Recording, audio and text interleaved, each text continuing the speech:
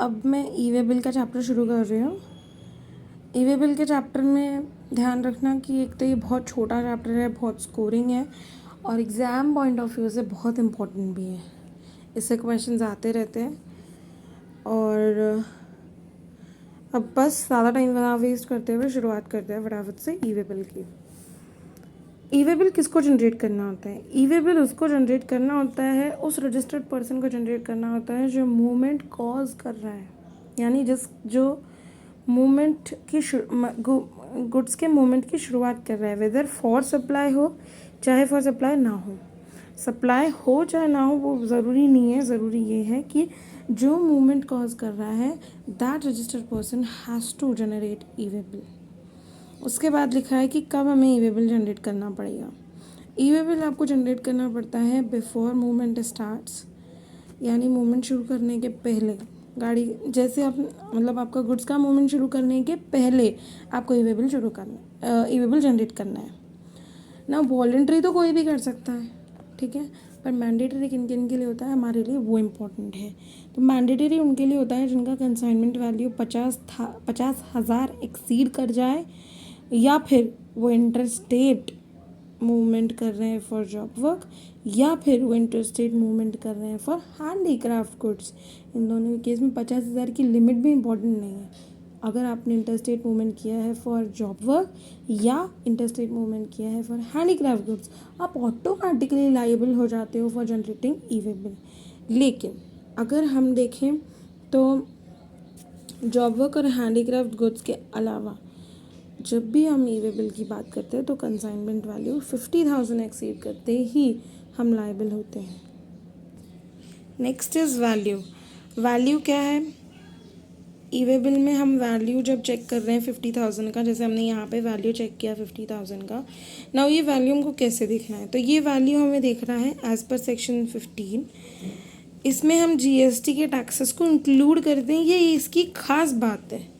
हम हर जगह GST taxes को एक्सक्लूड करना है ऐसे ही लिखते हैं, लेकिन यहाँ पे हम जीएसटी टैक्सेस को इंक्लूड करते हैं, एग्जाम गुड्स को एक्सक्लूड करते हैं। ये बात ध्यान रखना, वैल्यू इसी तरीके से कैलकुलेट होगी। हर चीज़ सेक्शन 15 के हिसाब से करना, उसमें से एग्जाम गुड्स को हटा देना और जीएसटी टैक्सेस को इंक्लूड कर लेना। उसके बाद में हम ये लिखा है कि कहाँ पे ई वे बिल जनरेट होता है ना। E way bill electronically generate होता है on portal. You have to fill a form which is EWB01। जैसे हम ये फॉर्म फिल करते हैं हमें एक ई वे बिल जनरेट मतलब एक ई वे बिल होता है जिसके दो पार्ट्स होते हैं, part A and part B. Part A में आती है कुछ ऐसी डिटेल्स जो पर्सनल डिटेल्स होती है, जिसमें GSTIN आता है सप्लायर का, रेसिपिएंट का GSTIN आता है, प्लेस ऑफ डिस्पैच आता है, डिलीवरी आता है, डॉक्यूमेंट का डेट आता है, डॉक्यूमेंट का नंबर आता है, वैल्यू ऑफ गुड्स आते हैं, HSN नंबर होता है तो वो आता है, और रीज़न क्या है आपके मूवमेंट का वो भी आता है, ठीक है। तो इस तरीके की डिटेल्स हम कहाँ भरते हैं? पार्ट ए में ना। पार्ट बी के लिए हमें देखना पड़ता है कि ये एक सेल्फ ट्रांसपोर्टेशन है या ये थर्ड पार्टी ट्रांसपोर्टेशन है। अगर ये सेल्फ ट्रांसपोर्टेशन है तो पार्ट बी रजिस्टर्ड पर्सन ही भरेगा, क्योंकि वो खुद ही कर रहा है, तो वो पार्ट बी भी वही भरेगा। और उसमें क्या होता है, हम लोग ट्रांसपोर्ट व्हीकल की डिटेल्स डालते हैं, यानी कि व्हीकल नंबर डालते हैं, ठीक है। व्हीकल नंबर डालते हैं तो ये कौन भरता है? रजिस्टर्ड पर्सन ही भरता है। पर अगर ये थर्ड पार्टी ट्रांसपोर्टेशन है, थर्ड पार्टी ट्रांसपोर्टेशन का मतलब there is a transporter and there is a registered person, two parties are there. हमने किसी थर्ड पार्टी से ट्रांसपोर्टेशन कराया है, in that case part B कौन भरेगा? पार्ट बी में व्हीकल नंबर भरा जाता है। ये भरने के लिए हम ट्रांसपोर्टर को दे देते हैं पार्ट बी, वो अपना GSTIN नंबर, अगर नहीं है तो यूनिक एनरोलमेंट नंबर, ये भर देता है। नाउ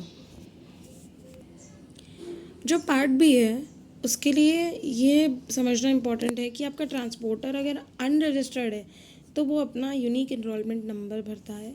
अगर आपका रजिस्टर्ड ट्रांसपोर्टर है तो वो अपना GSTIN भरेगा। लेकिन अगर आपका अगर आपका GTA यानी कि आपका ट्रांसपोर्टर अगर एक से ज़्यादा स्टेट में रजिस्टर्ड है, देन इन दैट केस वो अपना कॉमन UN भरेगा। ठीक है। अब नीचे एक बात लिखिए कि in case of railways, aircrafts and vessels, part B को आप फाइल कर सकते हो आफ्टरवर्ड्स। आफ्टरवर्ड्स का मतलब आफ्टर मूव, जैसे यहाँ पे तो लिखा था कि आप बिफोर मूवमेंट ही करो, पर यहाँ लिखा है कि in case of railway, aircraft and vessel upon afterwards भी क्या कर सकते हैं, पार्ट बी को फिल कर सकते हैं, लेकिन it should not be delivered, it shall not be delivered unless EWE is produced at the time of delivery। कुल मिलाकर आपको डिलीवरी के टाइम तो इसको इशू करना ही पड़ेगा। अगर आपने उसके बाद किया तो वो वैलिड नहीं माना जाता है। तो आपको क्या करना है, रेलवे, एयरक्राफ्ट एंड वेसल के केस में पार्ट बी को हम बाद में भी फाइल कर सकते हैं, but it should not be after delivery, it should be produced at least at the time of delivery. Then comes who generates e way bill. हम ऊपर पढ़ के आए थे कि रजिस्टर्ड पर्सन जो मूवमेंट कॉज करता है वेदर फॉर सप्लाई और नॉट फॉर सप्लाई, उसी को क्या करना है, ई वे बिल जनरेट करना है। पर यूजुअली सप्लायर की जिम्मेदारी मानी जाती है ई वे बिल जनरेट करने की। अगर आपका सप्लायर अनरजिस्टर्ड है तो रेसिपिएंट कर देगा, रेसिपिएंट भी अनरजिस्टर्ड है तो ट्रांसपोर्टर कर देगा। बट व्हाट इफ़ मेरा ट्रांसपोर्टर भी अनरजिस्टर्ड है, इन दैट केस ट्रांसपोर्टर एक ट्रांसपोर्टर आईडी जनरेट करेगा फ्रॉम पोर्टल। उस ट्रांसपोर्टर आईडी के थ्रू वो क्या कर सकता है, EWB मतलब ई वे बिल जनरेट कर सकता है। Now comes validity. वैलिडिटी जैसे हम पार्ट बी को कंप्लीट कर देते हैं, पार्ट बी को फिल कर लेते हैं, वैसे ही वैलिडिटी शुरू हो जाती है। नॉर्मल व्हीकल की वैलिडिटी होती है up to 200 kilometre per day. मतलब देखो ऐसे बोलते हैं कि 200 किलोमीटर का एक दिन होता है। फॉर एवरी एडिशनल 200 किलोमीटर और part thereof, for every additional 200 kilometre और पार्ट देयर ऑफ एक दिन हो जाएगा। यानी अगर मैं बोलूँ 263 डेज है, सॉरी 263 किलोमीटर्स हैं, तो 263 किलोमीटर्स है तो 200 तक तो एक दिन, और for additional 63 days it will be a 1 day. तो हम 2 डेज बोलेंगे कि 2 डेज का वैलिडिटी रहेगा। उसके बाद बोला है कि ओवर डायमेंशनल कार्गो का क्या होने वाला है। ओवर डायमेंशनल कार्गो अगर है तो उसका हम लोग बोलते हैं कि 200 किलोमीटर्स का एक दिन 220 sorry, it is normal vehicle के लिए तो 200 है और ओवर डायमेंशनल कार्गो के लिए 20 किलोमीटर्स है। तो अगर ओवर डायमेंशनल कार्गो है तो 20 किलोमीटर्स से कम बोलते हैं 1 day, and for additional 220 kilometres और पार्ट देयर ऑफ के लिए हम बोलेंगे 1 एडिशनल डे। उसके बाद है अगर आपका हाँ ये इम्पॉर्टेंट है कि आपका फर्स्ट डे जो है वो एक्सपायर हो जाता है the end at 12 AM of the next day. कुल मिलाकर जो हम नॉर्मली देखते हैं ना, नॉर्मली टाइम हमारा ऐसे ही चलता है कि नेक्स्ट डे का जो 12 AM होता है तब तक प्रीवियस डे ख़त्म होता है और नेक्स्ट डे शुरू होता है। वही चीज़ यहाँ पे है, ये इतना इम्पोर्टेंट नहीं है।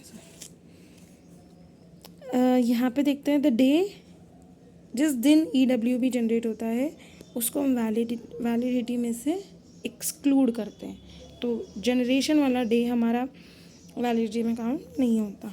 उसके बाद है क्या हम वैलिडिटी को एक्सटेंड कर सकते हैं, तो येस हम वैलिडिटी को एक्सटेंड कर सकते हैं provided it can only be done in exceptional cases like accident हुआ है, कुछ तो ब्रेक डाउन हुआ है and it is approved by commissioner, तो ही हम क्या कर सकते हैं, वैलिडिटी को एक्सटेंड कर सकते हैं।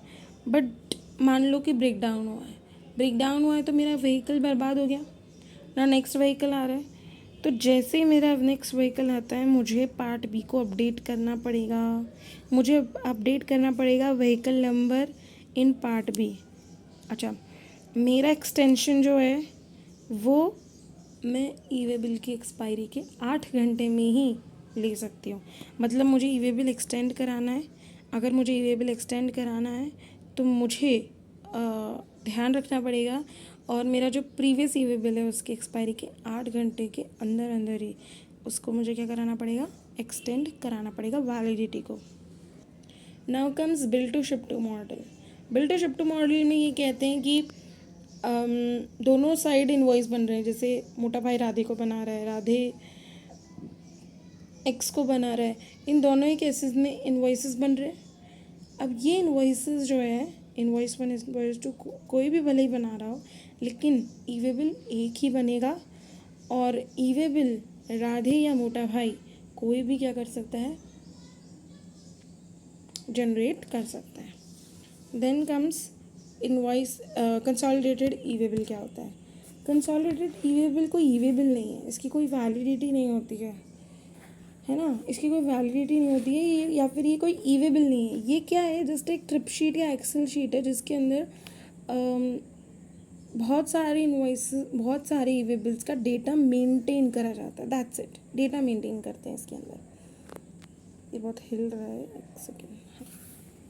इन केस वी हैव नहीं, transporter have goods of more than one supplier in the carriage, तो वो हर ई-वे बिल का डेटा मेंटेन करता है in this consolidated e way bill.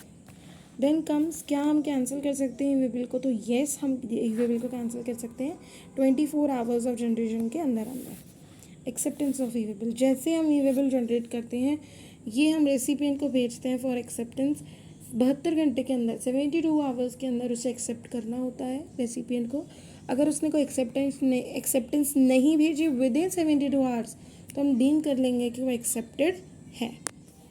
उसके बाद आएगा ट्रांसशिपमेंट। ट्रांसशिपमेंट का मतलब होता है change in mode of conveyance, ठीक है, यानी हम बार बार अपने कन्वेंस को चेंज कर रहे हैं।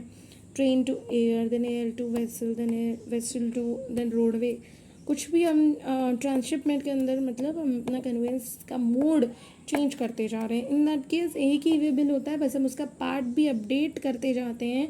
It should be updated every time and any number of times, ठीक है।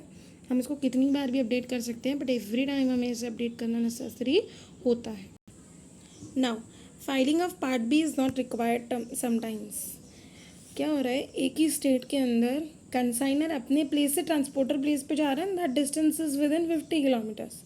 इन दैट केस आपको ई-वे बिल जनरेट करने का नेसेसिटी नहीं है। So if the distance between consignor place to transporter place within the same state is up to 50 kilometres, then you don't need to issue e way bill, you are not required to issue e way bill.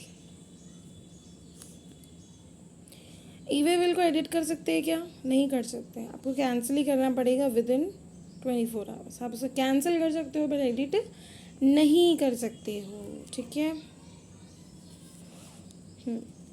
अच्छा, some cases में हमें e way bill का requirement नहीं होता। कौन से वो cases हैं? जब हम ट्रांसपोर्टेशन कर रहे हैं नॉन टैक्सेबल गुड्स की, ज्वेलरी की, लेकिन यहाँ इमिटेशन ज्वेलरी नहीं आती है। फिर आ गया postal baggage, currency, precious stones, pearls, corals, personal effects, LPG, kerosene oil, exempt goods, ठीक है ना। पीडीएस, अच्छा पीडीएस का मतलब होता है कि पब्लिक डिस्ट्रीब्यूशन सिस्टम वाला जो कैरोसिन ऑयल है ना, इसको अगर हम ट्रांसपोर्ट कर रहे हैं तो इसमें हमें ई-वे बिल का रिक्वायरमेंट नहीं है। एग्जम्प्ट गुड्स का कर रहे हैं, उसमें भी हमें, हाँ उसमें भी हमें क्या है, रिक्वायरमेंट नहीं है ई-वे बिल की। उसके बाद है, अगर हम शेड्यूल 3 के अंदर कुछ सप्लाई कर रहे हैं, जैसे कि फ्यूनरल वाले सप्लाईज कर रहे हैं, तो इन दैट केस हमें ई-वे बिल की रिक्वायरमेंट नहीं होगी। उसके बाद है कि supply from Nepal to Bhutan, supply from या टू नेपाल भूटान, मतलब नेपाल भूटान से या नेपाल भूटान को कुछ सप्लाई कर रहे हैं, इन दैट केस हमें ई-वे बिल की रिक्वायरमेंट नहीं होती। एम्प्टी कार्गो कंटेनर्स के केस में नहीं है, डिफेंस गुड्स के केस में नहीं है। ये लर्निंग मटेरियल है, ये आपको लर्न ही करना पड़ेगा इसके अंदर। I can't help you to learn it, ठीक है। This is the learning portion. Sometimes learning करना ही पड़ता है, अवॉइड नहीं कर सकते, ठीक है। नॉन मोटराइज व्हीकल, ये एक तरीका सोच सकते हो कि यार ये तो बहुत बेसिक सी चीज़ है, इसमें क्यों ही आप कंप्लाइंसेस बढ़ा रहे हो, ठीक है। जैसे कि non motorise vehicle, bullock cart, hand rickshaw, इसमें क्यों ही कंप्लाइंस बढ़ाना है, इसलिए उन्होंने ई-वे बिल हटा रखा है। जैसे डिफेंस गुड्स, अब डिफेंस गुड्स में कंप्लाइंसेस करना ही नहीं चाहिए ना, वो तो देश के लिए है। इसलिए ज्वेलरी के लिए हम लोग नहीं रखते, क्योंकि है ना ई-वे बिल जनरेट करते हैं तो पोर्टल पे इंफॉर्मेशन जाती है विच कैन बी लीक, मतलब लीक मे भी हो जाए, गलती से ही हो जाए, पर हो जाएगी अगर तो बहुत भारी नुकसान हो सकता है, इसलिए ज्वेलरी के केस में अवॉइड कर रखा है। सो हम कुछ इस तरीके के रीजंस सोच कर इनको याद ज़रूर कर सकते हैं, पर याद ही करना पड़ेगा, इसका कोई लॉजिक नहीं है, I can not explain you. ठीक है, उसके बाद है goods transportation by non motorise conveyance, ये बता ही दिया। उसके बाद हाँ, रेल से हम ट्रांसपोर्ट कर रहे हैं and your supplier is the government supplier है and we are transporting through rail. अच्छा, मैं वेमेंट पर्पज़ के लिए भेज रही हूँ and distance is up to 20 kilometres, तो मुझे ईवे बिल का रिक्वायरमेंट नहीं है। उसके बाद है empty cylinders for LPG, goods transported from airport, customs port, air cargo, ये भेजा है अगर, तो ये भी हमें रिक्वायरमेंट नहीं है इसके केस में भी। किसकी हमें रिक्वायरमेंट नहीं है ईवे बिल की ना। फिजिकल वेरिफिकेशन बाय पीओ, ये क्वेश्चन पूछा गया था May 25 के पेपर में। फिजिकल वेरिफिकेशन बाय पीओ पे क्वेश्चन आया था, ठीक है, May 25 के पेपर में आया था। इफ़ ऑथराइज बाय कमिश्नर, अगर कमिश्नर ने ऑथराइज कर रखा है ना, तो ही पीओ आपका फिजिकल वेरिफिकेशन कर सकता है। एंड येस, इम्पॉर्टेंटली, ये सिर्फ एक ही बार कर सकता है। So yes, it can do it only once. ठीक है, ये आपको स्टॉप कर सकता है ओनली फॉर 30 मिनट्स, उससे ज़्यादा ही आपको स्टॉप नहीं कर सकता। अगर ये आपको करता है तो ट्रांसपोर्टर EWB04 के अंदर क्या कर सकता है, इंफॉर्मेशन को अपलोड कर सकता है ऑन पोर्टल EWB04 के अंदर। Okay, then comes PO has to submit report. अगर उसने वेरिफिकेशन के लिए ट्रांसपोर्ट को रोका है, ट्रांसपोर्टेशन को रोका है, इन दैट केस हम भी मतलब उसे गवर्नमेंट लाइबल करती है टू सबमिट रिपोर्ट। तो पार्ट ए की रिपोर्ट तो उसको इमीडिएटली देना पड़ता है 24 आवर्स के अंदर, और पार्ट बी का इन्फॉर्मेशन उसको 3 दिन के अंदर देना पड़ता है। उसे एक्सटेंशन भी मिलता है 3 दिन का, नेक्स्ट 3 डेज़ का एक्सटेंशन भी प्रोवाइड कर दिया जाता है उसे। ठीक है, उसके बाद है कौन से डॉक्यूमेंट्स कैरी करना नेसेसरी है। अगर आप सेल करते हो, है ना, अगर आप सेल करते हो, इन that case invoice plus E way bill. Sometimes composition supplier के केस में बिल्स ऑफ सप्लाई भी जाता है, तो बिल ऑफ सप्लाई क्या लेंगे, इनवॉइस लेंगे, बिल ऑफ सप्लाई लेंगे, प्लस ई वे बिल लेंगे। ठीक है, अगर सेल नहीं हो रही है तो डिलीवरी चालान जाता है, डिलीवरी चालान के साथ ई वे बिल जाता है। ठीक है, उसके बाद है डॉक्यूमेंट्स नॉट रिक्वायर्ड। अगर हमने मूवमेंट करी है थ्रू एयर, रेल और वेसल, ई वे बिल हम फिजिकल फॉर्म में भी रख सकते हैं या ई फॉर्म में भी रख सकते हैं, which can be read by RFID। ठीक है, ई फॉर्म मतलब which can be read by RFID। RFID क्या होती है, रेडियो फ्रिक्वेंसी आइडेंटिफिकेशन डिवाइस। तो रेडियो फ्रिक्वेंसी आइडेंटिफिकेशन डिवाइस के थ्रू रीडेबल होना चाहिए ये e form of e way bill. कुछ लोग सस्पेंडेड हैं from generating e way bill. Composition supplier, अगर उसने फर्निश नहीं किया statement of payment of taxes for 2 consecutive quarters. Normal supplier, अगर उसने फर्निश नहीं किए रिटर्न्स फॉर 2 टैक्स पीरियड्स।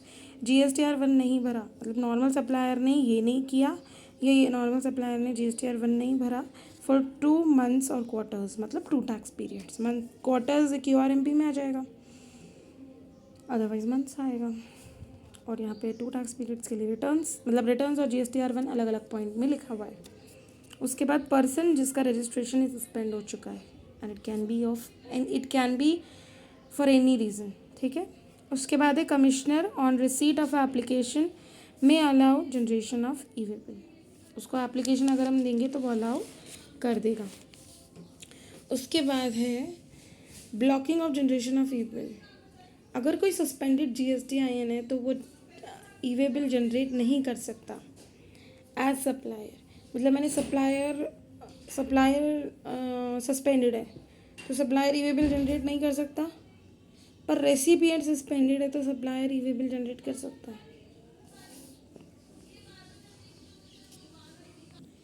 अब है benefits of e way bill. Benefits है quick and easy movement of goods, controls tax evasion, can be tracked और verified easily, improves turnaround time of trucks, eliminate physical interface. उसके बाद important points, एक unique number generate होता है ई way bill का जो 15 दिन के लिए वैलिड होता है for the updation of part B. Part A में जो हम इंफॉर्मेशन भरते हैं वही इंफॉर्मेशन हमें GSTR 1 और 1A में यूज़ कर सकते हैं फॉर फाइलिंग दोज रिटर्न्स। उसके बाद हर एक इनवॉइस का एक ई वे बिल होना नेसेसरी है। समटाइम्स ई को ही ई वे बिल जनरेट कर देता है। एंड लास्ट में लिखा है कि इन्फॉर्मेशन जो हम ई इनवॉइस में डालते हैं उसको हम यूटिलाइज़ कर सकते हैं ई वे बिल जनरेट करने के लिए। फिर है non compliance of e way bill. अगर हमने ई वे बिल का नॉन कंप्लाइंस किया है तो पेनल्टी लगती है 10,000 और tax evaded whichever is higher की। एंड है ये, एंड मतलब दोनों होता है। एंड आपके गुड्स और कन्वेंस दोनों को कॉन्फिस्केट कर लिया जाता है। So this much is for E way bill. इसके बाद मैं नेक्स्ट चैप्टर डालूँगी इनवॉइस वाला।